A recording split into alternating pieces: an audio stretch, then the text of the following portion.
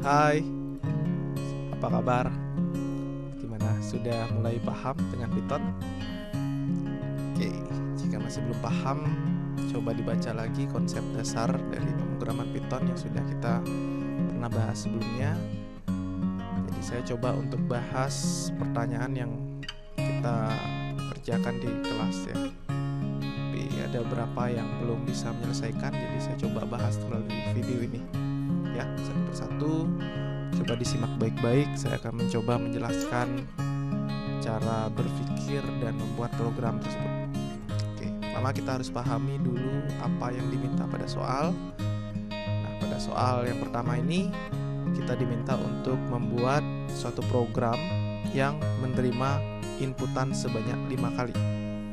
Jadi yang pertama kita diminta untuk membuat input user 5 kali, dimana inputan ini diminta dalam bentuk bilangan bulat. Berarti bilangan bulat itu nama lainnya adalah integer.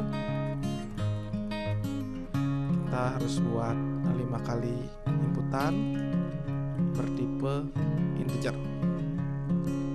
Nah, kemudian hasil inputannya disimpan ke dalam variabel list dan tuples.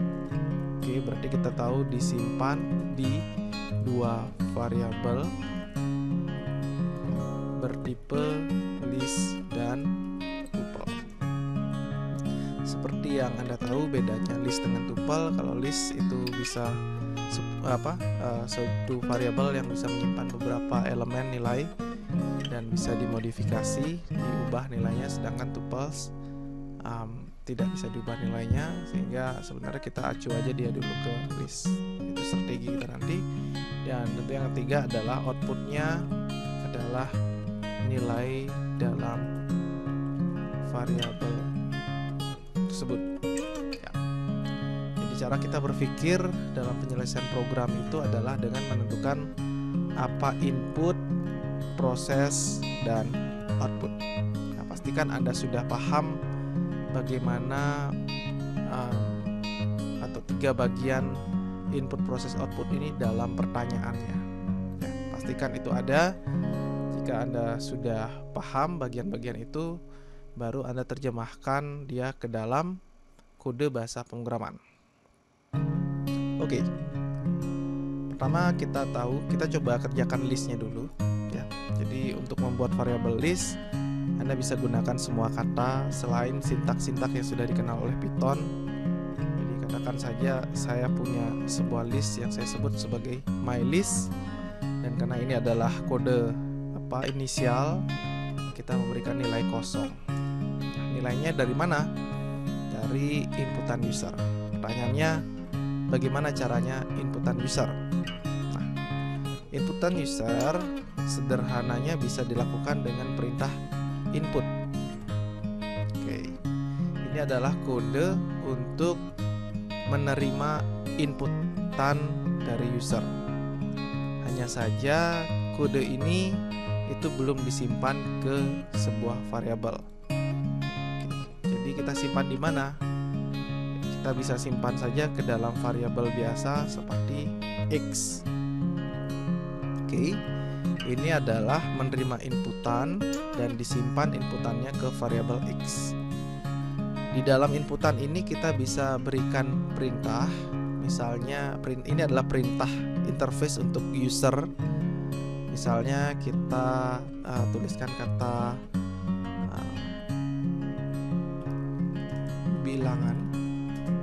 Misalnya seperti ini.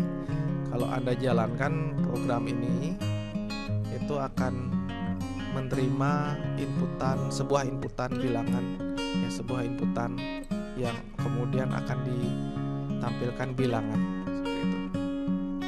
Oke, karena ini yang pertama agak sedikit lambat. Nah, Anda perhatikan dia tetap berputar-putar di bagian kiri ini karena dia menunggu inputan dari user.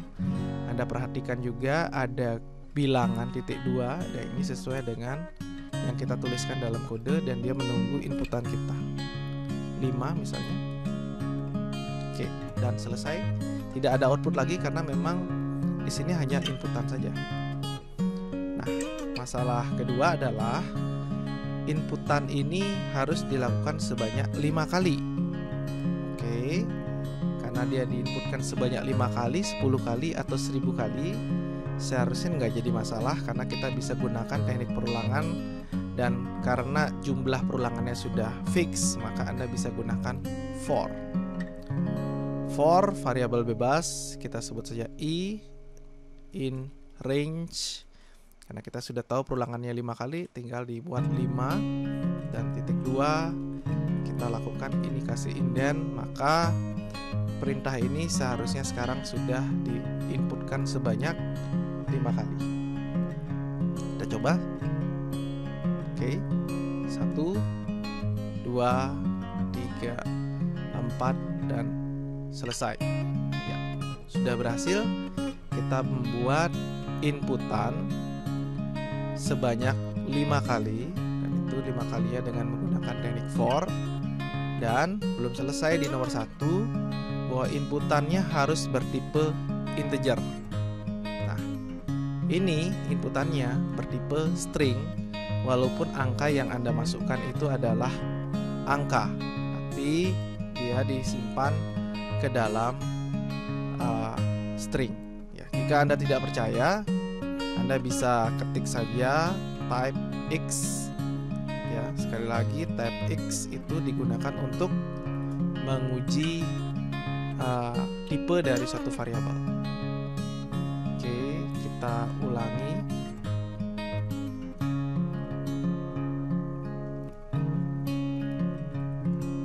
Oke, jadi kelihatan sekarang tipenya adalah string. Jadi X adalah string. Nah, untuk mengubah tipenya, Anda bisa menggunakan teknik casting, yaitu kalau Anda mengubahnya menjadi bilangan bulat, Anda tinggal tuliskan int dalam kurung buka, dan tentu saja harus ada kurung tutup di akhirnya.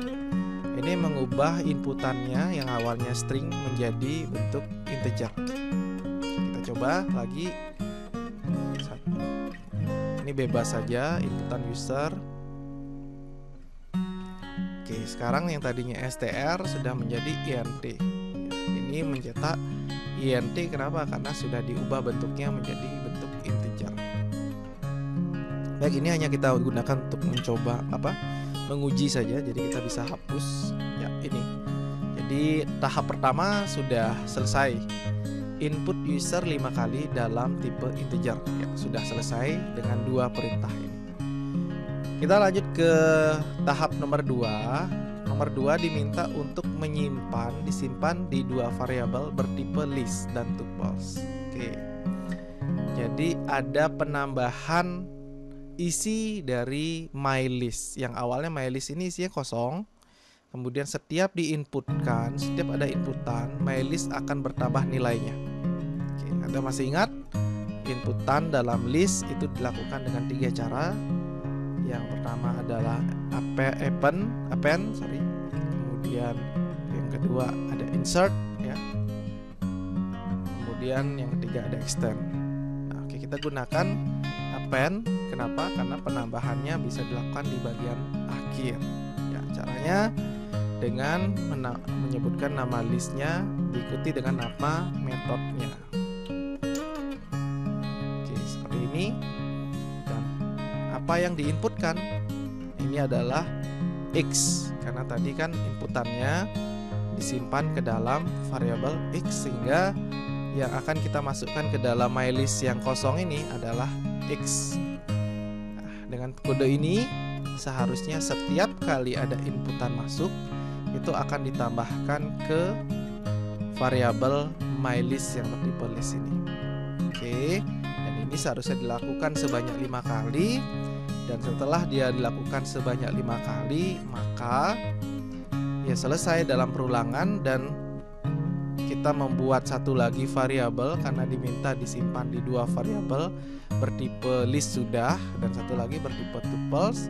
Jadi kita buat saja variabel tuple yang isinya adalah tuple dari my list ya. Anda masih ingat apa artinya tuple ini? Jadi perintah ini adalah mengkonversi variabel list menjadi tipe tuple. Ya, sebenarnya sama dengan mengkonversi string menjadi tipe integer, dan ini mengkonversi mylist yang adalah list bertipe tuple.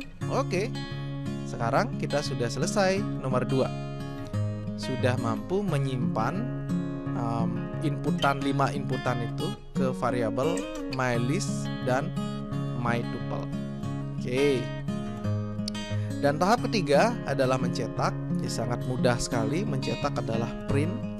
Yang di print adalah mylist, dan yang kedua yang di print adalah mytuple.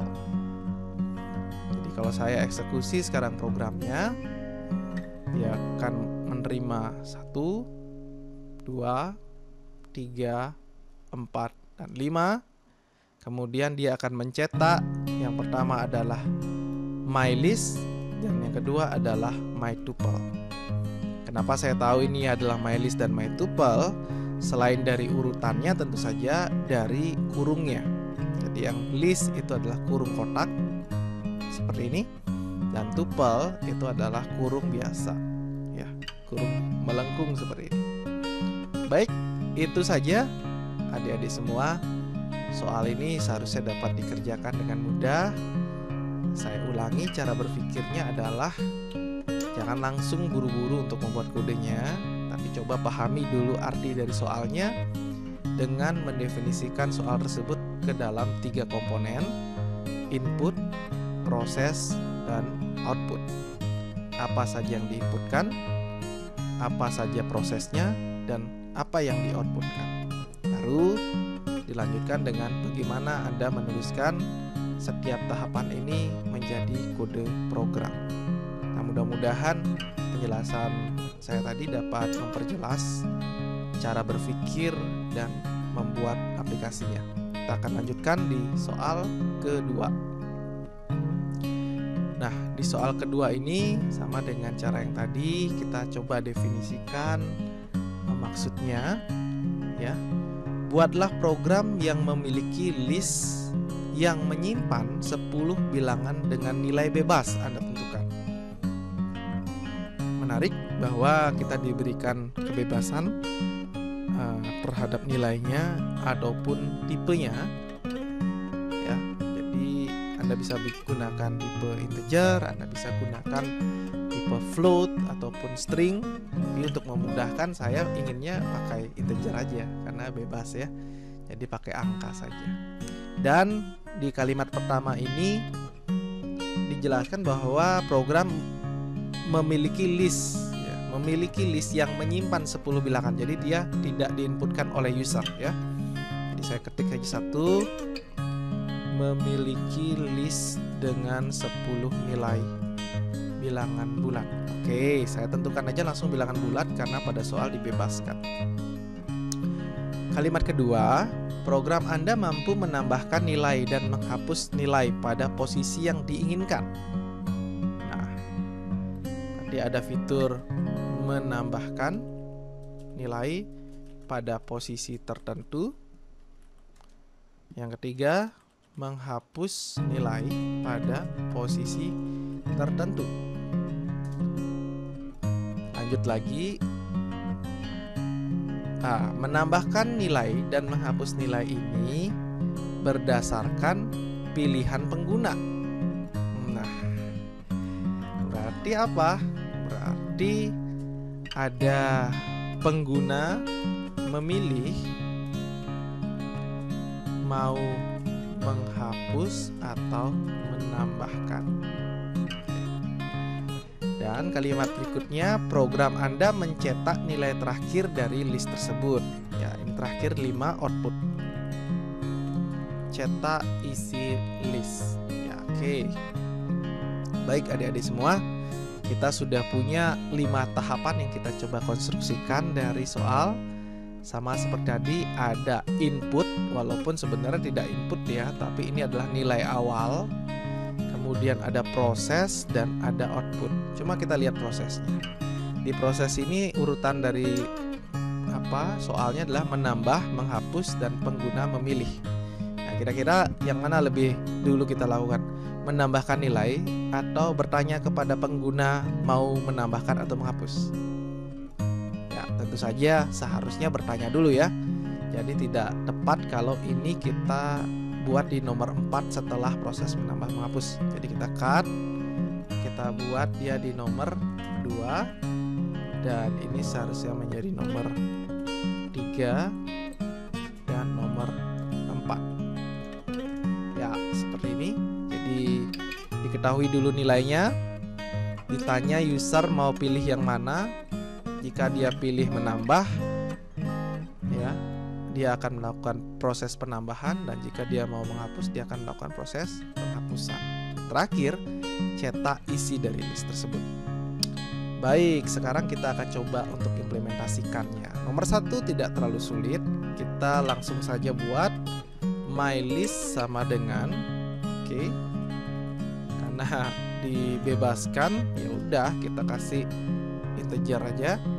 Ada 10 bilangan, bikin mudah saja. Dan yang kedua baru kita berpikir. Nah, apa sih yang dimaksud sebagai memilih di sini? Pengguna memilih. Nah, bagaimana caranya pengguna memilih? Tentu kita harus bertanya dulu ke pengguna, mau pilih yang mana. Kemudian setelah kita bertanya, baru kita simpan jawaban dari pengguna tersebut.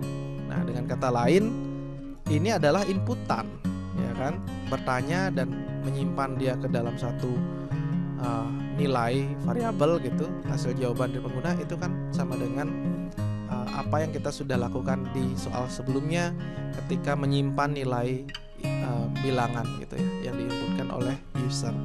Nah, oke, sama dengan cara tersebut kita bisa lakukan pilih, ya. Kemudian inputkan apa? Nah, ini pertanyaannya mau 1 tambah atau hapus, atau 2 hapus. Oke. Jadi pertanyaannya mau tambah atau hapus. Ya. Oke. Nah, ini saya membuat program, ceritanya inputannya adalah angka 1 atau angka 2 gitu ya. Jadi terserah Anda boleh inputannya dalam bentuk bilangan ya, dengan memberikan menu 1, 2, 3 dan seterusnya, atau dalam bentuk string, misalnya menerima string tambah atau hapus ya. Karena ini adalah saya desainnya dalam bentuk bilangan supaya mudah aja. Kita ingat konversi dia dulu dalam bentuk bilangan integer.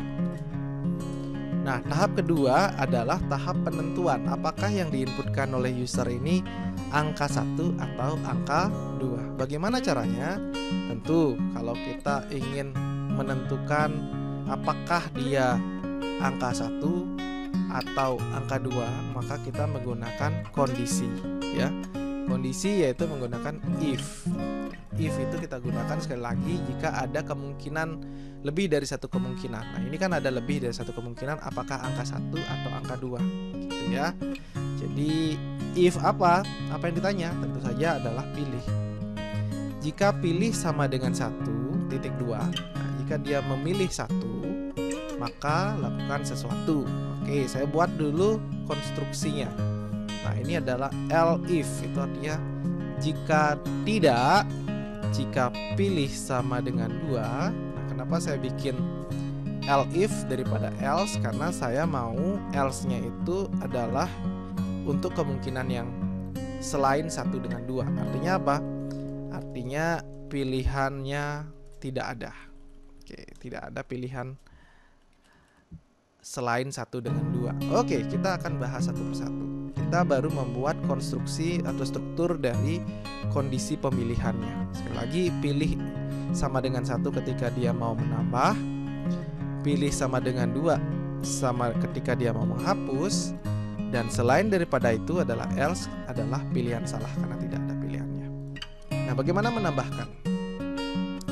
Kita kembali ke soalnya ya. Jadi kita sudah selesai di tahap 2 ya. Pengguna memilih mau menghapus atau menambahkan.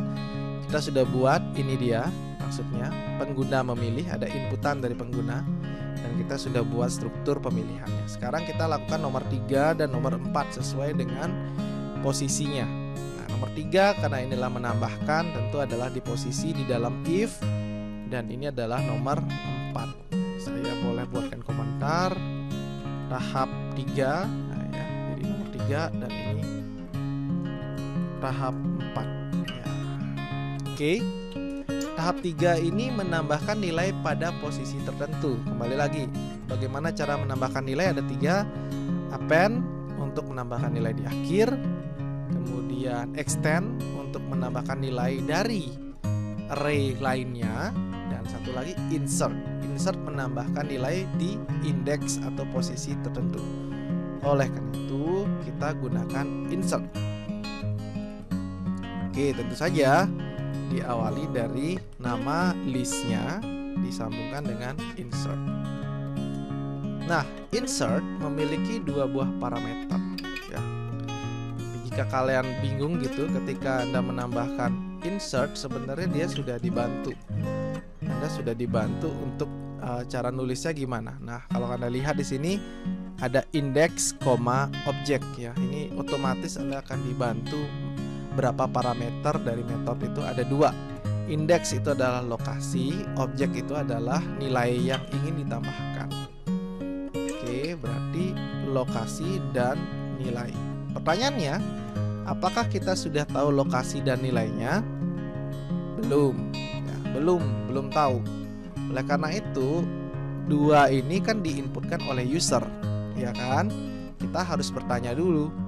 Oke, maka kita tanya, lokasi sama dengan in dalam kurung input ya. Jadi ini strukturnya kan, sama struktur input, tinggal kita kasih kata pertanyaannya lokasi, dan kita boleh copy paste saja ini dan mengganti sedikit nilainya. Seperti di sini adalah nilai sekarang, dan kita ganti dengan nilai. Oke, adik-adik semua, kita sudah membuat satu metode fungsinya insert ya. Insert ini akan menambahkan variabel nilai ke dalam lokasi log. Apa itu nilai diinputkan oleh user, apa di mana lokasinya diinputkan juga oleh user. Jadi sesuai dengan yang diminta pada soal ya, di mana lokasi dan nilainya diinputkan oleh user, ditentukan oleh user. Oke, soal nomor 3 sudah selesai. Kita lanjut ke tahap, tahap 3. Kita lanjut ke tahap 4, yaitu menghapus nilai pada posisi tertentu. Nah, menghapus nilai pada posisi tertentu caranya dengan menggunakan ya, metode pop. Oke. Jadi metode pop ini bisa seperti di sini diperlihatkan dalam kurung indeks. Jadi bisa Anda isi indeksnya, bisa Anda kosongkan aja. Nah, kalau Anda kosongkan seperti ini, maka yang terakhir yang akan dihapus. Sedangkan kalau Anda isi indeksnya, maka Anda bisa menghapus bagian yang kita tentukan lokasinya. Nah, pertanyaannya hampir sama di sini. Jadi saya copy aja di tahap pilih 1 ini, copy dan paste kan di sini, karena untuk menghapus kan sesuai dengan lokasi, sehingga di sini saya pilih log. Ya, gitu ya. Oke, sudah itu saja yang perlu dilakukan. Mungkin Anda bertanya-tanya, sedikit bertanya tadi, apakah kita harus mengcopy paste duplikat seperti ini? Pertanyaannya iya, jika inputan ada di dalam if. Kenapa maksudnya harus ada 2? Karena kalau dia masuk ke dalam pilih 1, ke dalam ini, dia tidak akan masuk ke dalam pilih 2. Sebaliknya, kalau dia masuk ke pilih 2, dia tidak pernah melalui pilih 1. Artinya, dia tidak menginputkan log. Oleh karena itu, kita harus berikan inputannya ada di sini juga. Ya, gitu. Tapi apakah harus 2 kali seperti ini kita tulis? Jawabannya tidak. Ya, ini masalah efisiensi kita membuat program. Nah, karena semua pilihan ini selalu menginputkan lokasi, daripada kita tulis di setiap kondisi, lebih baik kita tulis di luar kondisi tersebut. Nah, seperti ini kita tulisnya di luar dan kita bisa hapus di kondisi itu inputannya. Jadi ini cukup menghemat ya, meskipun hanya satu baris karena kebetulan hanya ada dua pilihan. Nah, kalau kode programnya seperti ini, dia akan menginputkan lokasi terlebih dahulu, baru dia akan masuk ke pilih 1 atau pilih 2. Jika dipilih 1, dia cukup menginputkan nilai lagi dan akan menambahkan nilai pada lokasi yang di atas. Tapi jika dia pilih 2, dia cukup menghapus lokasi yang sudah diinputkan tadi. Baik, kita sudah selesai nomor 3 dan nomor 4. Sekarang nomor 5 adalah output ya, cetak dari isi list ya. Ini sangat mudah, tinggal di luar if, artinya dia satu indent yang sama, segaris gitu ya, tinggal di print saja. Kalau tadi Anda enter ini, dia akan indentnya sama dengan print karena cetak itu adalah satu level dengan if, maka kita backspace sehingga menjadi satu baris. Oke, saya print sekarang dan yang saya cetak adalah ya benar, yang saya cetak adalah listnya. Nah, my list ini yang berubah nilainya ketika menghapus ataupun menambahkan nilai. Baik, kodenya sini mudah-mudahan berjalan baik. Kita harus coba, kita jalankan saja kodenya. Oke, jadi mau tambah atau mau hapus, kita coba. Yang pertama adalah tambah. Oke, lokasinya di mana? Anda ingat lokasi itu dimulai dari indeks 0. Jadi saya akan menambahkan 1 di lokasi saya akan menambahkan 100, angka 100 di lokasi nomor 1. Itu artinya saya akan menempatkan 100 di angka 2 ini ya. Anda ingat sekali lagi indeks dimulai dari 0, kemudian 1, 2, 3. Jadi kalau saya mau menaruh angka 100 di angka 2 ini, itu artinya lokasinya ada di 1. Lokasi 1. Oke, dia akan bertanya nilainya apa. Karena tadi saya maunya mau 1, maka dia masuk ke dalam pilih sama dengan 1. Anda lihat di sini kodenya ada garis, itu artinya baris perintah ini yang dijalankan untuk inputan yang disimpan ke dalam nilai. Oke, nilai 100 yang saya tambahkan. Nah, setelah ini seharusnya dia jalan, dia akan loncat langsung ke dalam print my list, yaitu 1, 100, 2, 3. Ya, sekali lagi, kenapa 100-nya ada di posisi ini? Karena lokasi 1 itu dimulai dari 0 dan 1. Yang lainnya digeser. Oke, paham ya? Bagus. Kita lanjut lagi, kita coba. Kita coba sekarang inputannya mau 2. Nah, ketika mau 2 dengan cara yang sama, saya mau hapus angka 2 atau yang lain lah. Saya mau hapus angka 5. Angka 5 ini ada di indeks keberapa? 0, 1, 2, 3, dan 4.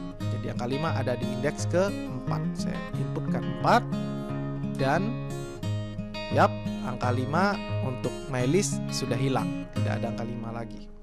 Oke, jadi dua fitur menambahkan dan menghapus itu sudah berjalan ya. Sekarang saya ingin coba kode yang lain, maksudnya inputannya sembarang, tidak ada 1, 2, tapi inputannya 8 gitu. Apa yang terjadi? Oke, dia tanya lokasinya dulu, lokasi 5. Kenapa? Karena memang pertanyaan lokasi itu ada di luar, jadi dia tanya dulu lokasinya. Dan pilihan salah. Pilihan salah ya seperti itu. Pilihan salah ya udah dicetak my listnya seterusnya.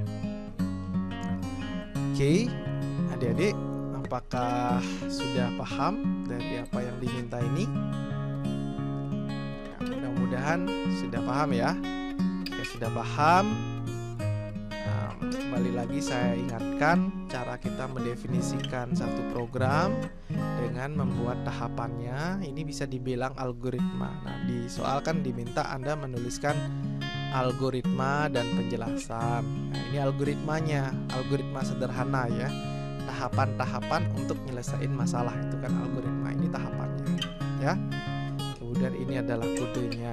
Dan mana tahapan itu terdiri dari input, proses, dan output ya. Oke, Mudah-mudahan sudah paham. Jika ada pertanyaan, Anda boleh tuliskan di komentar ya di video ini.